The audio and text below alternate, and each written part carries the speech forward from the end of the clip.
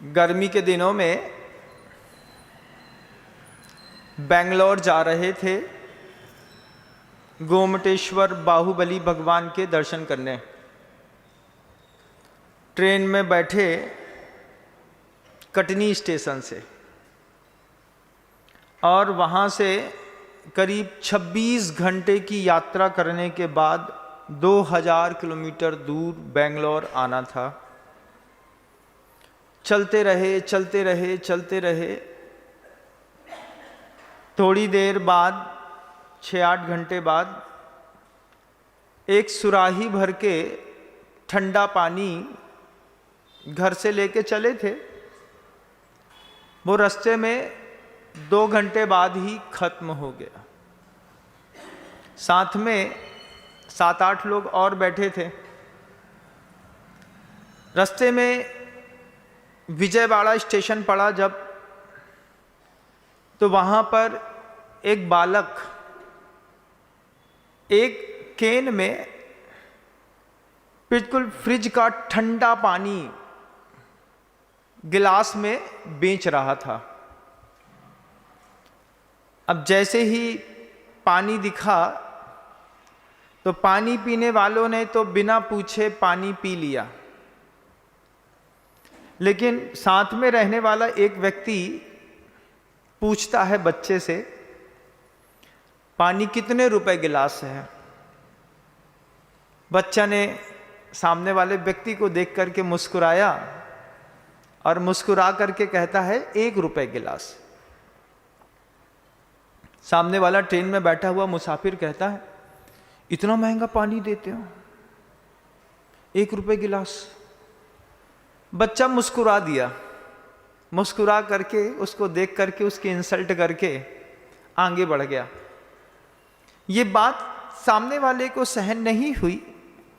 आगे जाकर के पूछता है, मैंने पूछा कि पानी कितने रुपए गिलास है?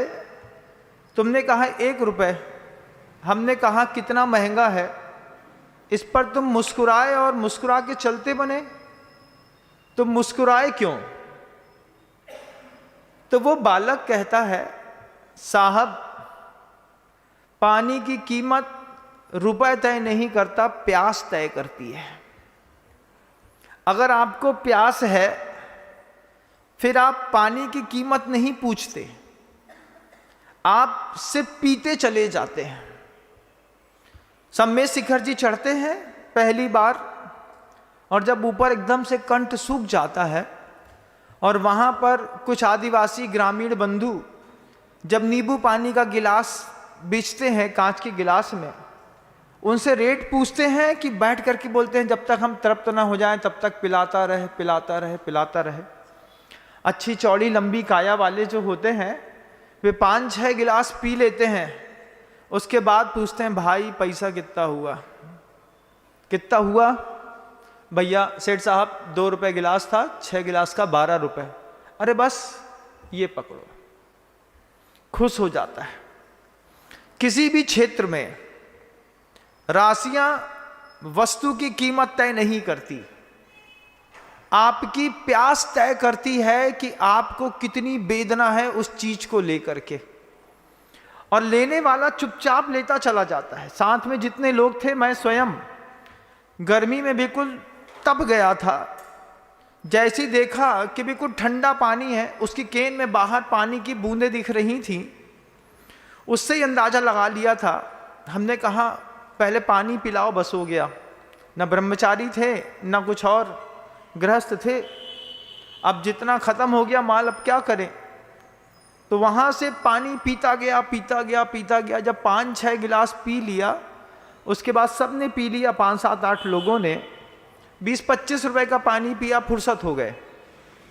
लेकिन बच्चा संदेश दे गया, 1 रुपए हो या 2 रुपए, पानी के गिलास पैसा तय नहीं करता है, प्यास तय करती है। आप में से भी इतने सारे महानुभाव लगातार उठ करके मेरे पास अपने आप चले आते हैं। आते हैं, मेरे पास बैठते हैं, संवाद करते हैं। मैं बस एक देखता हूं एक बात को कि प्यास कितनी गहरी है। उपद के आता है हमारे पास, मैं प्यासा हूं, मैं कुछ कर लूं क्या? ऐसा कर लो, ये अमृत धारा लगा लो, ये बर्फ की सिल्ली रख लो, ये मिट्टी पट्टी रख लो, अपना भला कर लो, और वह हमसे जो लेना चाहता है वो ले करके कृतकृत्य होता है। जो लोग अपने आप आते हैं, आकर के अपनी प्यास बुझाते हैं और झूम जाते हैं। जैसे अभी एक परिवार हमारे बीच में आया और गुरुदेव के प्रकल्प के साथ जुड़ करके अपने आप को झुमा गया। बोलता है हमसे, आप खुद बोल दीजिए ना। मैं कहता मैं भी बोल देता हूँ, अनुमोदना करता हूँ, तुम्हारी प्यास जिसमें बुझेगी मुझे उसमें संतुष्टि है, क्योंकि मैं तो पानी पिलाने वाला हूँ, मुझे तो पिलाने का काम है मेरा। पीने वाला पीता है बंधु। जिनके पास प्यास नहीं रहती है देव, गुरु और धर्म की, वे लोग राशियां पूछते हैं, कितने का है, क्या होगा, इतना कहाँ से लाएंगे, इतना महंगा है। जो लोग इस तरीके के संवाद पर आगे आते हैं उनके जीवन में प्यास नहीं रहती, वे सिर्फ ऑब्जर्वेशन करने वाले लोग रहते हैं। प्यासे लोग सौदे नहीं करते, वस्तुएं खरीदते हैं। कितने में मिलेगी, जितने में भी मिलेगी, हमको प्यास है, हमको चाहिए है, बात खत्म हो गई। आपको जो लेना होगा आप ले लीजिएगा। मैं लगातार चेक करता रहता हूँ किस किस तरीके की प्यास है, और जैसे ही उस स्टेशन से आगे पहुँचे तो आगे पहुँच करके थोड़ी कुछ और पल आगे बढ़े होंगे और मद्रास का स्टेशन सामने दिखाई दे गया। पहले मद्रास गए, मद्रास से फिर गोमटेश्वर, आप लोग भी गए होंगे, उसी रास्ते से मैं भी गया था।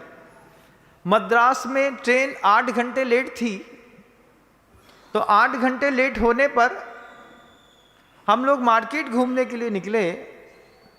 मार्केट में एक साड़ी शोरूम में चले गए। साड़ी शोरूम में गए क्योंकि माँ भी थी साथ में, और उन्होंने कहा कि अब कुछ काम नहीं है तो कम से कम एक साड़ी खरीद लो। हमने कहा चलो, एसी की दुकान दिख रही थी, हमने कहा कम गर्मी में कम से कम एसी में बैठने तो मिलेगा। बहुत सारे लोग होते हैं बड़े बड़े शॉपिंग मॉल में गर्मी के दिनों में दोपहर में तफरी करने चले जाते हैं। क्यों? टाटा का जूडियो मिल जाएगा, कुछ और मिल जाएगा। बोले कुछ नहीं, गर्मी बहुत तेज है, तो जब तक गर्मी पड़ रही है तो 3-4 घंटे कम से कम मॉल में घूमो, ठंडे तो रहेंगे, शाम को घर में आके अंथव बनाएंगे, खाएंगे पिएंगे, खुश हो जाएंगे। यही सोच करके और उस साड़ी वाले की दुकान में गया। माँ थी साथ में, परिवार के और भी लोग थे, पड़ोसी भी थे, 3-4 और भी महिलाएं थीं। महिलाएं साड़ियां खरीदने लगीं। साड़ी खरीदने का उन्हें देखते रहे, एक के बाद दूसरी, दूसरे के बाद तीसरी, फिर चौथी, फिर 5वीं। मैंने देखा व्यापारी आदमी अपन तो, मेहनत इतनी हो रही है, लेना देना कुछ है नहीं। महिलाओं में कई बार ऐसी आदत होती है, दुकान में जाएंगी 50, 60, 65 साड़ियाँ खुलवाएंगी, उसके बाद बोलेंगे भैया वैरायटी समझ में नहीं आ रही, अगली बार आएंगे हम। अब सामने वाला दुकानदार गुस्सा भी नहीं सकता, ग्राहक मेरा देवता है, कर्म ही पूजा है। अब ये पूजा और देवता दोनों वहीं कमरे में मिल गए। अब क्या करें? कुछ महिलाएं होती हैं, खुलवाती जाएंगी, खुलवाती जाएंगी, खुलवाती जाएंगी, खुलवाती जाएंगी, और उसके बाद 50 साड़ी का पेशेंस सामने वाले ग्राहक का, दुकानदार का, वो दिखाता जा रहा, प्यार से बोलता जा रहा, हाँ दीदी जी, दीदी ये देखिए, दीदी ये देखिए, दीदी ये देखिए, दीदी ये देखिए। वो दीदी दीदी बोलता जाए, दिखाता जाए, हम पीछे खड़े, हम भी व्यापारी, वो भी व्यापारी। हमने कहा ये 6-7 लोग हैं, इनने 50-65 साड़ियाँ खुलवा ली हैं, अगर इनने नहीं खरीदी तो फालतू में टंटा होने वाला है, खरीदना तो पड़ेगा। अब जैसे ही सबने साड़ियाँ देखी और फिर पीछे मुड़ के देखें तो पापा कहते हैं बड़े प्रेम से, जब खुलवाई है तो लो, कुछ तो लेना पड़ेगा, व्यापारी की मेहनत तो खराब नहीं कर सकते। हमने कहा पिताजी बिल्कुल मार्के की बात कह रहे हैं, व्यापारी व्यापारी का समर्थन कर रहा है कि इतना माल खुलवाया है तो खरीदना तो पड़ेगा। तो माँ को लेकर के जितने भी लोग थे सबने 2-2 साड़ी खरीद ली। बहुत महंगी नहीं, 1400-1600 रुपए की साड़ी उस समय कीमत रखती थी। 96 की बात है।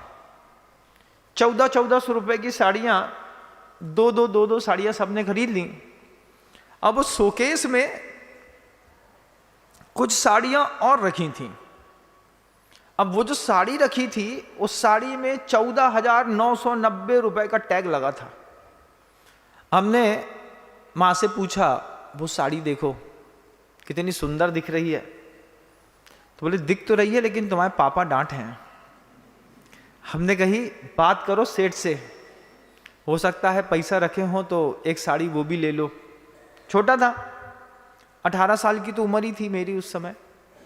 तो माँ से बोला, तो माँ बड़े उससे बोलती है, अपन इतने बड़े घर के नहीं हैं भैया, 15,000 रुपये की साड़ी बहुत मायने धरत है, अपन 1400 में खुश हैं। गरीबी का ज़माना था, इतना महंगा कौन पहनता है। आज भी घर में देखेंगे 600-700 रुपये की साड़ी लपेट ले महिलाएं तो बहुत बड़ी बात है। बाहर जाकर के भले भी 10,000 की साड़ी घूम लें, घर के अंदर 2 साड़ियाँ रहती हैं महिलाओं की, बिल्कुल परमानेंट पेटेंट। जैसे काम वाली बाई आती है ना, पूजा, काम वाली बाई पूजा आती है तो वो एक ही साड़ी पहन के आती है।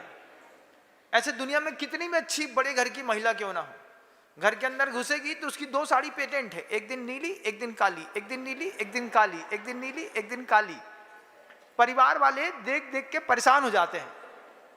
पति भी एक दिन बोल देता है, क्या वही पहनते रहते हो, तो उस पति को भी समझा देगी, तो मैं तो बस रहीसी सूझ रही है, हमसे पूछो घर चलाओ कितना कठिन है। हमने के 600 से ऊपर की घर के अंदर जो साड़ी पहनते हैं ना आप रेगुलर वाली, एक्चुअल कीमत तो आपकी वही है, चाहे वो 250 की हो चाहे 700 की हो, इससे ज़्यादा तुम्हारी कीमत नहीं। बाकी तो सब शोबाजी और दुनिया जमाने की बात है। बाहर गए तो वो कोसा की साड़ी पहन गए 24,000 की, 26,000 की, बड़े घर की हैं। जो बड़े घर की नहीं है, जो घर के अंदर जाके देखो जो कौन घर की है। जय जिनेंद्र। अगर आपको मेरी वीडियो अच्छी लगती है तो प्लीज़ मेरे चैनल को लाइक करें, शेयर करें और सब्सक्राइब करें। Thank you.